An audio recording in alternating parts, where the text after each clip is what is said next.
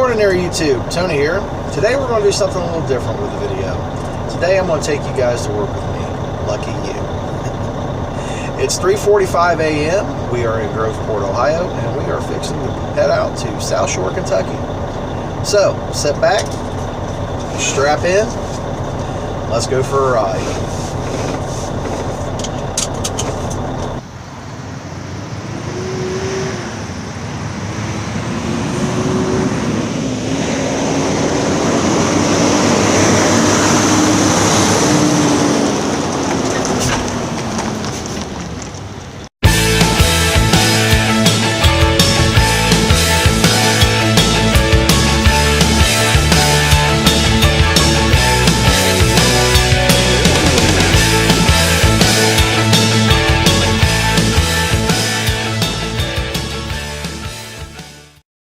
Hey guys, as you can see, it's daylight. Unfortunately, I wasn't able to get any footage down in South Shore, Kentucky.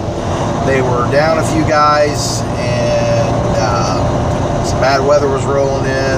Snow was starting to stick to the ground, so I elected to help them unload this morning and try to get my butt back to Groveport, Ohio. So I'm trying to outrun the storm. Unfortunately, it's nipping at my heels, and I think it's going to beat me. So yeah, it's definitely getting a little greasy out here. Getting a little spinach going from my big truck here, slopping around, sliding around. That being said, you guys out there driving, travel trailer, Class A motorhome, just be mindful, be careful. It's like when you guys are driving up the road and a big truck passes you on the road and it blows you around. We still get blown around in a big truck too like that, even when we're 80,000 pounds when another truck passes us. Other drivers, not always the brightest, and don't slow down for adverse conditions either. So, that being said, just be safe out there, guys, today. Like I said, I really wanted to make this vlog here, just kind of share with you guys my day in and day out, what I do to earn a living, we're doing these YouTube videos and sharing with you guys our life and our process of going full time. So I figured this was sort of relevant, and I've had a few other people ask me what it's like to be a driver, and so here we go, man. To be a truck driver, it can be very stressful at times, especially for over-the-road drivers. I'm fortunate enough that I'm a home everyday driver now, but it wasn't always the case. I did my time over the road, and I had some good times over the road, but it was stressful. You're not getting to see your family, don't see your friends. Always alone there. It's not bad if you're a loner, but when you have a family and loved ones at home, you like to go back and see them every now and again. A long haul driver, he could be 5 or 10 miles from his house and gets emptied, and if there's a load that has to go, guess what, he might just got 600 miles away from home, be gone another week and a half, 2 weeks. So it's not for everybody. Anyway, I drove, like I said, drove over the road myself, and I seen all these wonderful places. Being a driver, driving all over the country, and I think, man, I love to be able to go over and see that. But either I was always on company time to where I couldn't take the extra time to go and visit these places, or I'm in a tractor trailer. I've got 53 foot of trailer back there, plus tractor. I'm over 60-some feet long, and it doesn't always give you the best places to park, or you can't really find parking. And anybody out there who drives, a travel trailer or pulls a travel trailer, Class A motorhome, any significant length, you guys know the battle. It's not always easy to find abundant parking for those type of vehicles to go explore.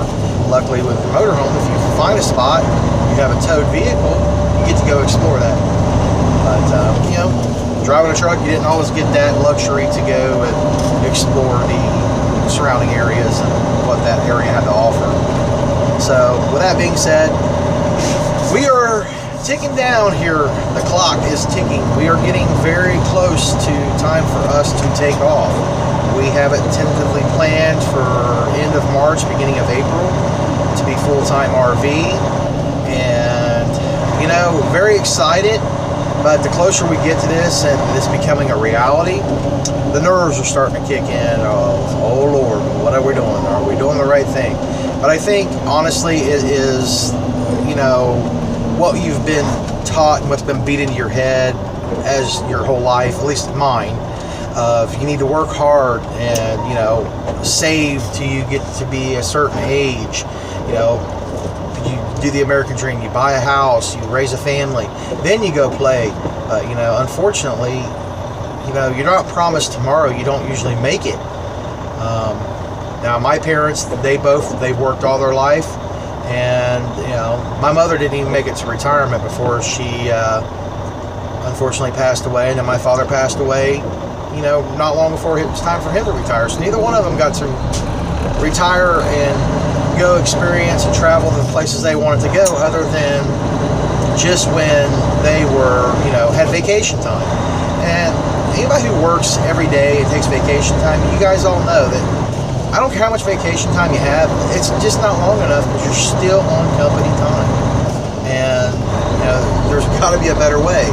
And I think RVing is the better way. You know, live life on your own terms, and, you know, you make your life, and, you know, live your story.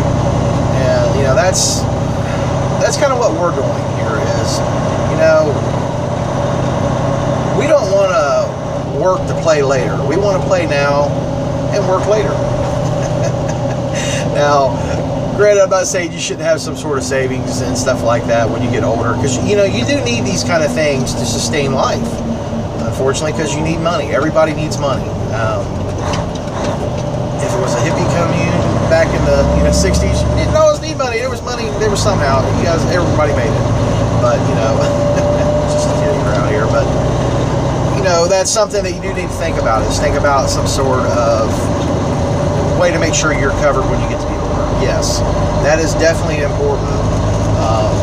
But, you know, at the same time, you know, it shouldn't consume your whole life that this is what you need to do and how it needs to be done. I think you need to make good financial decisions on what kind of income you have. Now, see, with us, we're still at the working age, so we are, you know, we're still going to have to work while we're gone. But we're trying to set it up to make it a work that works for us. You know, we're doing some online businesses and stuff like that, and we're crossing the T's and dotting the I's on this here and getting that all finished up. But hopefully that'll be up and running completely without any issues very soon. But, you know, we want to be able to basically, you know, work our time, you know, what's convenient for us, and still be able to travel and see the things we want to see. Now that's our plan, and, you know, we're working hard at it. So hopefully we can get all this accomplished. You know, is RVing going to be the best fit for us? I don't know. We both love to travel, and we love to, you know, camp and, you know, see different things. So I think the whole RV full-time is probably the best vessel for us to do, and for us to try and live this lifestyle. And because, like I said, you're not promised tomorrow. Live your life the way you want to live it. Make it your own. You know, because life's about moments. It's not... I don't know. Here, I'm trying to figure out the best way to say this. You know, it's your life. You live it how you want, and, you know, things work itself out in the end. And I'm a firm believer in that. Things will work itself out in the end. Things just stay the course, and, you know, work towards your goal about what you want to get done. And like I said, I think the rest of everything else will fall in place. Now, we are getting nervous. Like I said, the nerves are starting to stick in because of that, all these things being beat in your head, because you're going against everything you've been raised to understand. Everything has been beat into your head. You're going completely against this, and you're going completely against what everybody else considers normal, what everybody else considers the right way to live. And you know what? Not everybody's right. I don't think that, you know, this is the set of rules that everyone has to follow. I mean, on how you want to live your life. I don't believe that is anything that should be determined by anybody else but you. And I think it's time to take your life back. And that's what we're doing. We're taking our lives back, and we're going to live it the way we got to do it. And whether it's right or wrong, we tried it. but it was up to us. It was our decision. It wasn't what the normal, well, what everybody calls normal. It wasn't what they said we had to do to survive and get out of life. Because, you know, at the end of the day, we're all going to return to dirt. So, you know, I don't know. It's just one of those things that, you know, you got to make your decision.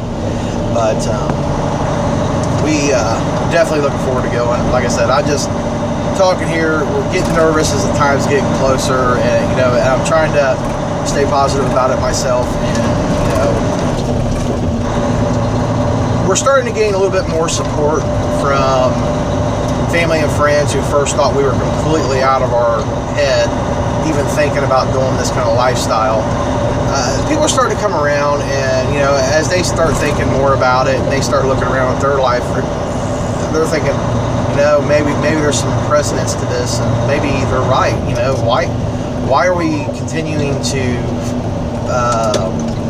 live the way the man tells us to be able to live? I guess we're gonna fight the man, fight the power. So, with that being said, you know, I can do a steep creek. We're sliding around here in a second. Yeah, we're definitely slipping and sliding this morning. Pulling back into Groveport. So that's a good thing. We're almost done with this adventure this morning. But, yeah, like I said, everybody's looking back at that and they're thinking, yeah, well, maybe there's, you know, some positives to doing this. And I think there is a lot of positives to going full-time RV. It's, you know, it's about your life, and I think you should be able to live it the way you wanted to live it. And I think that's what more and more people are starting to understand now, is you need to live your life the way you feel right to do, and that's what we're going to do. I know I've probably said that 200 times. I'm just concentrating on the weather here and the adverse conditions here, but now I'm in a parking lot. Maybe I can keep a train of thought in my head. So, yeah, that's really what we're up to, guys. Well, as you can see, it snowed pretty good here in Groveport. So, now we'll get out of this truck here.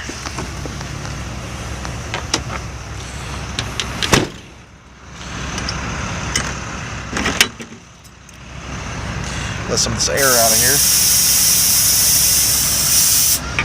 The reason we're letting the air out is so you don't have nice bright line freeze in the morning.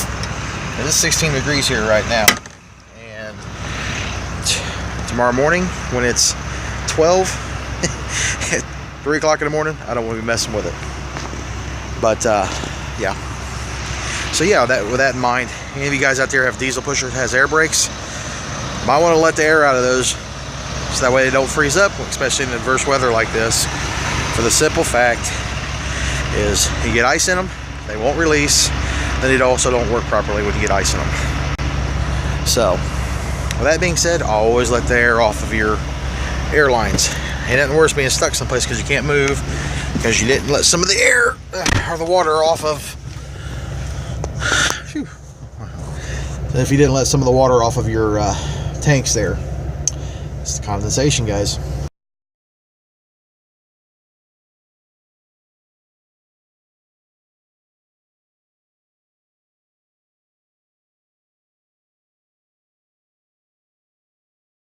Well, guys, finally made it home. I appreciate you guys joining me today on this little adventure. Greatly appreciate it. Thanks for watching. Don't forget to like, subscribe, share with your friends, and don't forget to live your adventure. See ya.